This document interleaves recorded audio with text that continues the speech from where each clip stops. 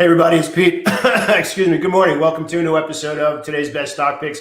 It's Wednesday morning, May 26, 2021. Thank you so much for joining me today. It means a lot to me. So today we're going to start out. We're going to get right into it. We're going to talk about the meme stocks that finally woke up. GameStop has been in play for a while. AMC has had a lot of talk. And now yesterday, this is why it's big to subscribe and hit that alert button. Yesterday, we gave you the exact price that we were looking at to be a buyer of AMC stock. We haven't traded GME. We've kind of stayed away from that. AMC stock finally hit our level yesterday, took off, had a really strong close. We actually gave a target yesterday as well. So if you happen to miss that, we're going to give you the target for AMC today too. So stick around. I'll be right back.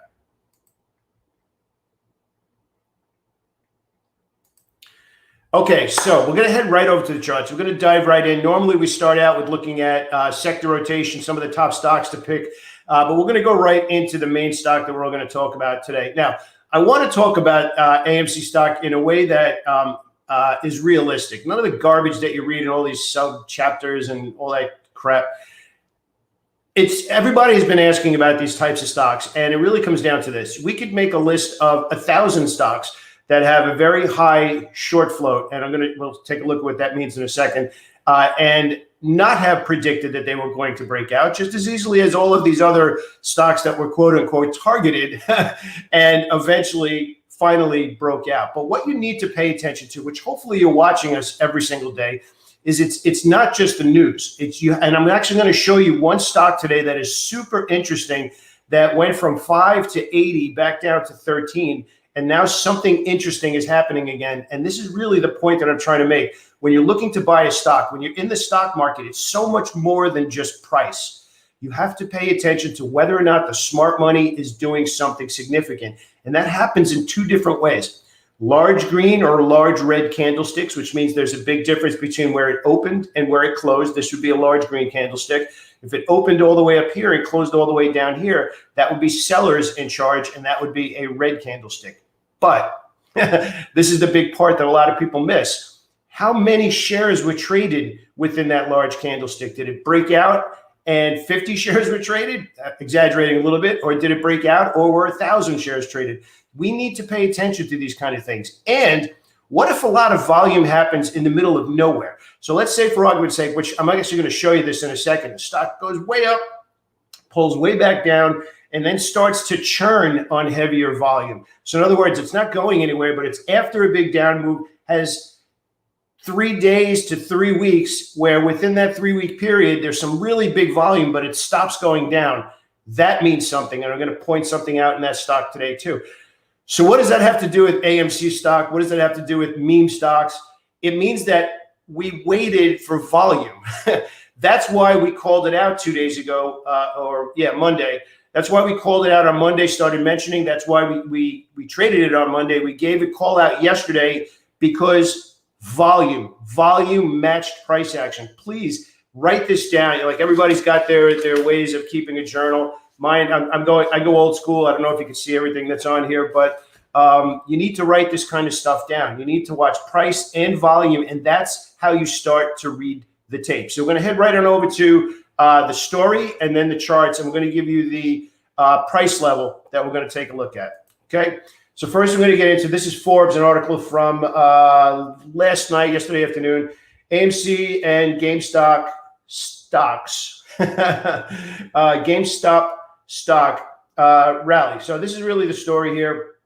Reddit, meme stocks, right, getting attention. I also read another article yesterday where they're not interested in meme stocks anymore. They've gone over the crypto, which doesn't make any sense at all for what they're trying to accomplish. But this is really what it comes down to. They are targeting highly shorted stocks despite forecasts. So what they're essentially doing, and I want to just come back to the screen here for a second because this is actually pretty important. We covered this just a little bit yesterday, actually maybe in a little more detail. What it means when somebody's short, because we discussed a short selling rally yesterday in SPCE. When somebody's short, that means they borrow the stock from their broker dealer. You might try it from your broker dealer. You might see HB as the symbol. So for example, I trade on TradeStation. HB means hard to borrow, which means you can't get the stock short. But if a large group of traders, and you can see the short float on a stock. And I'll actually show you what that means in a second. Let me just pull that over there so we can have that on the screen. So what that means is if there's a large short float, a lot of people have shorted the stock. And the reason that these traders, for lack of a better way of putting it, are targeting them is if the stock starts to rally and a lot of people bet that it would go down, those people have to get out of the stock. And the theory behind it, which was kind of proven in GameStop back in earlier in the year, that if they have to get out, if a lot of people are short and for them to get out, they have to buy the stock back, that rises the stock. Then some other people pay attention and notice, oh my gosh, I wanted the stock to go down, it's going up, and that starts to accelerate. So you get people that need to get out of the stock who short the stock. You need to see new people pop in and start buying the stock because now it's going up. So you have two different groups of people buying the stock, and that's what accelerates what's known as a short squeeze. So I'm just going to go over, take a look here quickly. We went over to Finviz and typed in AMC Entertainment. So you can do this for pretty much any stock, but you go over here and you look at the short float. Not nearly as much as it was. GameStop was through the roof at that point. So what does that actually mean? What does that actually mean for a trade? So you can see the volume started to pick up. This is what the clues, I want to zoom this out so you can start to see. So you see how the volume traded below average, below average, below average, but for a couple of months. Here's the story. Here's the story. It's going up. It's going to explode. We're like, no, there's nothing going on yet. Pay attention until this happened. Then we started to pay attention. We've actually been day trading it a little bit, but this was the level that we said, where is the last place that sellers did something significant? That's how you read support or resistance levels in your stock charts. Look at a stock and say, what is the real price sellers shoved it down? Where is the real price that buyers stepped in and stopped it from going down? Those are the real levels. And where did that happen with volume, which means that smart money did something at that price. You can only know that because they leave footprints. And the last time was 1450, which is why yesterday we told you 1450 in AMC was the level that we were watching. So what's the next level? And we're going to hop back on over to the charts. Now, this is a big thing. We talked about objectives and obstacles when you're in the stock market. When you're buying stock, you need to know what your objectives are because that will set your trading plan. We set 20 as our level. That was just so we're very clear. So we'll take a look at the chart right now. And we're just looking for it to get back up to the hysteria that was here at the end of January into early February. So we're not looking for this to be another $500 stock. We're looking to catch the next move. If it continues to move, we'll trade around that core position, and we will look to be a buyer up into that after 20. But 20 is our target. Talking about the market, we had a lot of people get into the market yesterday and say, oh my gosh, what a boring day. You know what? A light volume pause after being near all-time highs, not the worst thing in the world. You can see on the bottom, again, sticking with reading the tape, that volume dropped dramatically below the average. So not a big deal. Pushed down, paused. Now we're looking for the buyers to come back in. So what is the trade today? And this is actually a big conversation that we have all the time too. If a strong stock closes on the low, so you can imagine it's going up, pulls back, closes on the lows, the trade for the next day on the open is you're looking for yesterday's low to be the first significant level. So remember we just said, when sellers, smart money, push something around, that means that they have enough buying power or selling pressure at that point, supply or demand, to push it down to a level. So yesterday's low is the level that we'd be watching in the SPY. So that's the significant level that I'll be watching on the open today. So if it opens higher and pushes lower, I'm looking for yesterday's low. If it opens higher and continues to go higher, then today's low becomes the new significant level. That's how you prepare for the open. So many traders are confused by the open and feel overwhelmed when they're buying stocks as soon as the stock market opens. There's an easier way to do that. And it really just meant it's just the little structural stuff like we just talked about. If you want to learn about how I do it and get into my community, just click the link below the video. I'd love to see you on the other side. Oh, by the way, also, if you find these videos helpful, I'd really appreciate it if you can give us a subscription because you'll get, and make sure you click the alerts. And if you find these videos helpful, two things, please. Smash that like button, give us a thumbs up, and definitely leave a comment. We had some great comments yesterday about some of the stocks that we called out, and I want to hear from you. It really matters to me that I'm providing value to you and I can get your feedback, okay? So we're going to hop over. We're going to take a look at the market first, but then we're going to get into the sector rotation. Actually, you know what? Let's do that first. We're going to go straight into The story from yesterday. So this is how the day ended yesterday. And you know, we keep talking about it every day. I'm going to keep drilling it in. You need to know your sector rotation. And the sector rotation really comes down to this. We've had a decent week. We talked about yesterday that real estate is probably nearing the top of the list because of all the quote unquote conversations about inflation and how that affects the stock market and the kind of returns you can get on the stock market.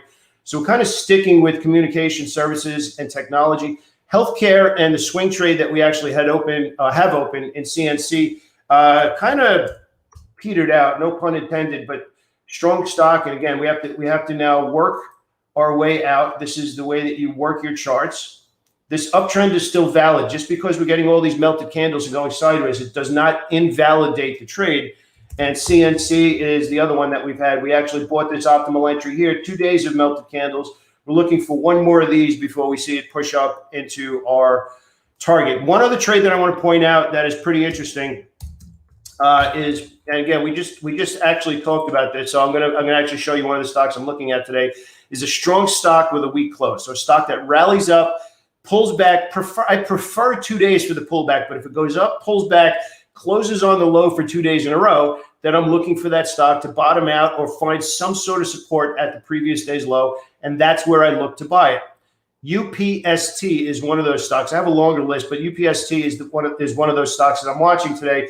And if you've been again, click that alert, click the subscribe button, because we talked about this stock last week on the way up. We said the 150 area would be the area we expected to turn around. Got a little bit past that. Got a giant bearish U-turn here, and now here's the second day to the downside. So you can see it's actually up $1, but I'm looking for a test of yesterday's low. So again, very clear of what I want to do 3.5 hours before the market opens. That's what it means to really have control over your trading and be the asset. You need to build a exact, if this happens, then I'm doing this. If this happens, then I'm doing this. If the VIX is rallying, what does that mean for my day trades? If the SPY is rallying, what does that mean for my day trades? If the ETF is rallying or going down, what does that mean for my swing trades? It's really not hard. It's just a question of knowing what to look for. And again, that's kind of what we specialize in when we talk about order flow. So if you're finding trading overwhelming right now, slow things down for yourself. That's the easiest way to get your confidence, to get your footing back on, and to feel like you know exactly what you're doing. Sometimes you start to watch too much, too many indicators, too many stocks, too many everything, too many news stories, too many YouTube videos. Just watch this one. And when you slow it down, it becomes easier, okay? So I'm just going to go over a few more ideas. We talked about sector rotation. We're going to talk about a couple of ideas that are pretty interesting to me right now. So these stocks to buy are Plug actually now, you can see it broke this longer term downtrend, forming a 1, 2, 3 bottom, pretty obvious resistance here. If we get back above this level, we have some room to go to the upside. PLPR is another one, very, very similar, that finally broke this longer term downtrend, right? You could even draw it tighter across here, but it's got to get above 22. Target is another interesting one. Really good momentum to the upside. Now has paused 2 melted candles in a row. Looking for that one to take off again today as well. ATVI, you can see clearly here, has to get above 98. And Micron actually breaking a longer term downtrend. It's got a pretty big resistance level. I'm looking for it to get back up to 94. So this is actually a trade I'm going to put on in 2 pieces. I want to be clear about that. The 2 pieces. The first one above 84. The second piece above 88, and then ultimately on the way up to 96. I want to finish up talking about space, SPCE. We actually talked about this yesterday. You can see this is actually kind of what I'm talking. Oh, I almost forgot the one stock I wanted to bring up. So we talked about space yesterday. We talked about the short covering rally. We talked about the short squeeze in space, Virgin Galactic, and we said the best thing that could happen is a pause. Because if you remember yesterday, we said that when a short squeeze happens, you're watching for the move after the short squeeze. And those that are short, that need to get out of that trade, if it goes up and pauses, now they're panicking at that point. They're like, okay, just go back down, please, just go back down. It pauses, and now they're like, oh, it feels good. But as soon as that thing blips again, you're going to see a lot of people have to get out of that trade. So pause, coming out of that trade could mean a big move to the upside. But here's the one I wanted to point out. This is the difference between chart reading who struggles and tape readers who get paid. So watch this, and we're going to take a look at BTX. And I'm actually going to take the volume off of the chart first. just so we could really drill this home. And this is a really important lesson here. So it looks like nothing, right? It looks like it exploded. It came all the way back down, and now the stock is consolidating for a couple of days, right? But then you start to dig into it a little bit deeper. Look at the volume increasing around 20, right around $12 to $15.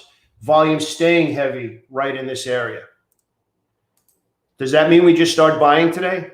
No. It means that something's going in. Remember, we talk about accumulation, a big move to the downside and then go sideways. It's during that pause where prices churn.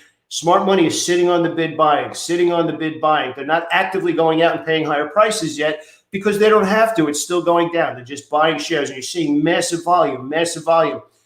The up move starts when the selling stops and they want more stock, and now they have to go and pay for it. So what we're watching right now is kind of like the alarm clock in paying attention. When the higher volume and the stock pauses, you have to keep it on what we call keep it on your radar, keep it in your tracking journal. If and when that selling dries up and they still want the stock was over $80 at the beginning of May, not too long ago, and right now it's at 14 and change. Pay attention to that one. That's going to be one that's going to be fun to watch. BTX. We'll track that one together. Please do me a favor, give us a thumbs up if you like these videos. Have an awesome day of trading. Leave comments and definitely subscribe. I would really appreciate it. Have a great day, everybody.